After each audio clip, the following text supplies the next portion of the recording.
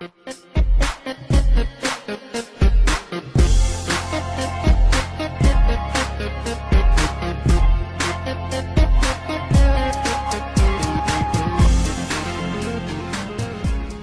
again, we're just going to do an unboxing of the MSI Z77A-G43 motherboard. So this is Lane's new motherboard that we're putting in the case that we just unboxed for you guys. So it's got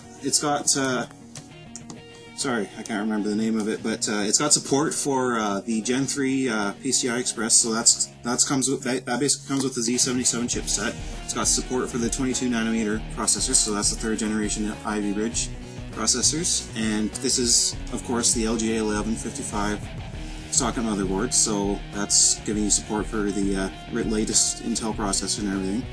And you got support for AMD graphics as well as NVIDIA, of course, because that's just basically what comes with most motherboards like this. So I'm not going to go too deep into specs on this one, just because we're still kind of new into this. If you guys really want to see specs, then you can let us know, but for the most part you can get that stuff off websites. So let's open it up here.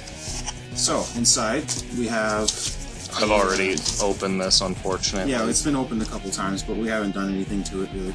Haven't even used it yet. So that's Windows XP installation notes. There's a manual for the motherboard. There's a quick installation guide for the motherboard. Motherboard backplate there. And a driver and an installation CD, as well as 2 SATA 3 6 gigabit per second cables. So, once we dig into the front box a little bit farther, we get the motherboard. So, which I bought to match my case. Yeah, as you saw, the case was white and blue, so that's kind of like that. We'll just take it out of the anti-static bag here. What's the relevance of that? Well, just to keep static from during shipping. So, it's got a very nice color scheme here, especially for Lane's case. I can't say that I'm a huge fan of the fact that the traces are blue, or the traces are brown, sorry.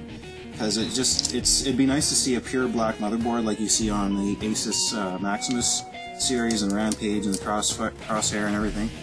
But yeah, so you got 2 PCI Express 16X slots. This one's only wired for 8X, and so you're basically going to put your graphics cards in there.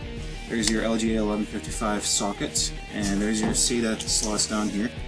So that's where you plug in your hard drives, SSDs, etc., or optical drives. So you got, let's count the fan headers here. So 1, 2, 3, 4, and it looks like that's it. Feel free to comment. Oh, there's another one right there. 5. So feel free to comment if there's something we missed or anything like that. We're not going to look down on that or anything. We're looking for all the input we can get.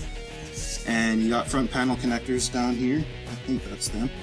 And USB headers right there and there. And then you got the legacy PCI slots, so those are the older ones. And then I guess I forgot these 2 slots. These are 2 PCIe 1X slots.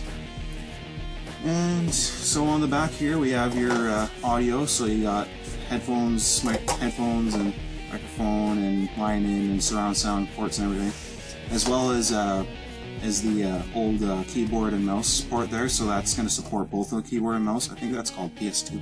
Actually, 2 USB ports there, LAN. I think that's either. Actually, I think that's Realtek LAN, so it's not Intel or anything special like that. 2 more USB 2.0 ports, another 2 USB 2.0 ports, HDMI port, USB 3 port, DVI, VGA, and then your sound again down there. So yeah, I guess that finishes it. So I guess I did forget to mention that there's a nice heatsink there. I'm not sure if it's supposed to resemble anything. You got your EATX or your ATX 24 pin there. You got your USB 3 port or header there. 8 pin up here. Yeah. So thanks for watching. Rate, comment, subscribe, and thanks for watching. Like I said.